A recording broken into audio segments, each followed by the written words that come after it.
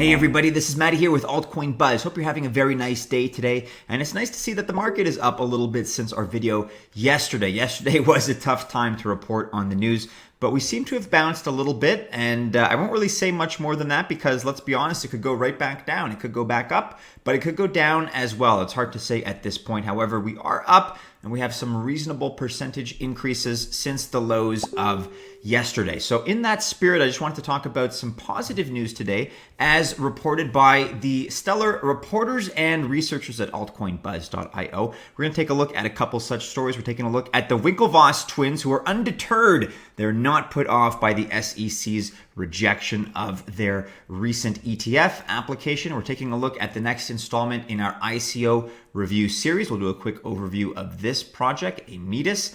But we're going to start, as always, on altcoinbuzz.io with this article today by Garrett, who's talking about the growth of Coinbase, which, again, is just taking over the world one step, one initiative at a time. And take a look at this. This is kind of bullish, indirect bullish news, if you ask me, because it reminds me a lot of Binance. So despite crypto bear market, Coinbase is still signing up about 50,000 users every day. Yes, 50,000 users despite the conditions that we're seeing in the Red Sea that we're in. So the San Francisco-based crypto giant Coinbase has recently said that it continues to sign up around 50,000 new users every day. Coinbase was founded in 2012 and has since become one of the most popular fiat on and off ramps in the crypto market. And then you have some very positive comments out of their CEO, Mr. Brian Armstrong. He's not only the CEO, he's also the co-founder. And he spoke with Bloomberg and said the following, quote, "This technology is going through a series of bubbles and corrections. And each time it does that, it's a new plateau," said Armstrong. "People's expectations are all over the map, but real world adoption has been going up." So this obviously, to me, reminds me of Binance, that despite the fact that the market has really retraced, 70% or more at this point since January, despite those horrible market conditions, in that same span of time, Binance since January has quintupled, if not more at this point, its user base. And it looks like Coinbase is also certainly not suffering from a loss of patrons. They're increasing by 50,000 per day. So that's just the kind of thing where it seems to be incongruous with the prices and with the performance of the market, because it shows that people are still interested. And if that many more people, new clients, are being added all the time, the next sort of question in my mind is, well, what happens when all those people are, they know how to use the app, they know how the mechanics more or less of how to buy, how to trade. What happens when things turn around and we ultimately do turn the corner? Then all of a sudden we have that install base that's ready to go, and that may all of a sudden be, awoken en masse collectively. That's a very exciting prospect. So talking about Armstrong's comments, he's also got a positive quote here. "Now it's getting harder and harder to be a crypto skeptic." So he said that when it came to his interview with Bloomberg, which you can check out here. That's the source material of this particular story. Coinbase says it was signing up 50,000 users a day.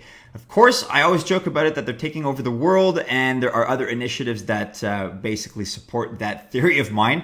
As you can read about this from a little while ago back in June, article by Garrett. Brian Armstrong seeks to bank the unbanked by launching a charity called crypto.org, givecrypto.org rather. You also have this story, if you're not up to speed on what they're doing with their Coinbase custody initiative. Garrett also writes about this from early in July, about how it's now open for business. So big things potentially for Coinbase. Their install base is going to be ready to go for when the conditions do finally turn around. And I'm really impressed by that. 50,000 new users per day is no small feat. So another couple of guys that I find quite impressive and written about by Licia here. These guys are just, again, these are the winter soldiers over at Gemini. They're plowing ahead. They're doing what they've got to do. They're taking care of business despite, again, the suboptimal circumstances we find ourselves in. So the Winklevosses are not put off by the SEC's rejection. Licia writes about this here. The Winklevoss twins are continuing to grow their business even though the Security and Exchange Commission rejected their proposal to create a Bitcoin-based exchange-traded fund twice.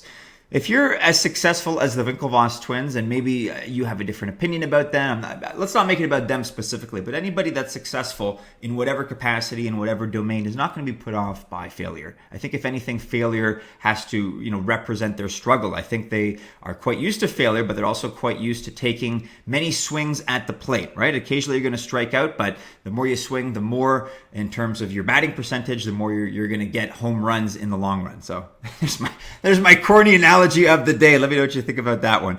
But also, in an interview with Bloomberg, the creators of the Gemini exchange made it clear that Wall Street's reluctance to adopt cryptocurrencies does not bother them. The two brothers are continuing to grow the business. Here's a quote from them. Wall Street is taking cryptocurrencies seriously. However, the vast majority of Wall Street firms are still not participating in the cryptocurrency market, which remains primarily a retail-driven market, said Tyler Winklevoss, who serves as the chief executive of Gemini. Quote, this will change over time, but it will take time. So I think Tyler sees the long run. He has a long-term horizon that he's viewing this with. And if things don't immediately turn around, again, he's not going to abandon his business. He's not going to walk away from Gemini. He's not going to throw in the towel. That's how things go sometimes. So I think he's got that mature approach. He's got that long-term vision. And if you have that in mind, he'll either try again or he'll wait till another ETF is approved, but he's going to focus on his business in the meantime, along with Cameron. And that's how you got to do it, guys. It's the long-term approach and the long-term vision. I like these guys. I like the way that they're conducting themselves, and I like some of the things that they have to say.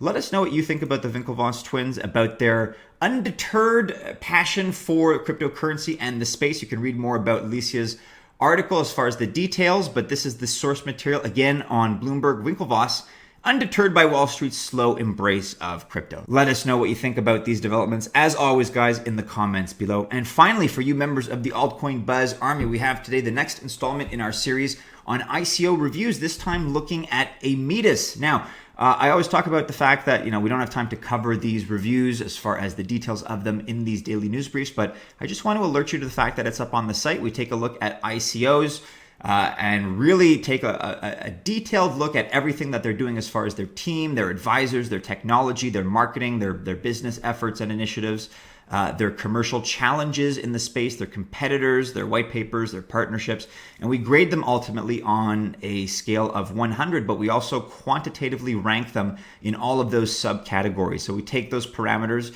we aggregate the scores of multiple analysts and multiple employees of Altcoin Buzz, and then we find a collective aggregate score at the end that we feel best represents the average opinion. Now, in some cases, we talk about how we're looking at promising ICOs. I think this is one, to be totally frank with you all in the Altcoin Buzz Army, this is one that got a lower score. But if you're interested in reading more about it, why it scored the way it did based on our collective opinions, then do be sure to take a look at this, Metis. It's going to be on the Altcoin Buzz website, and you're also going to be able to link to it in the description below, so do be sure to check it out if you're interested. And with that, guys, I'll invite you to follow Altcoin Buzz News and Altcoin Buzz on Twitter. Make sure you're following us on Instagram, on Facebook, on Telegram, all that fun stuff. Hey, if you haven't caught up with yesterday's video, do be sure to check that out. Check out altcoinbuzz.io. And as always, guys, if you choose to invest, I wish you happy investing. We'll see you again soon in a new video. Have a great day. Take care. Be happy.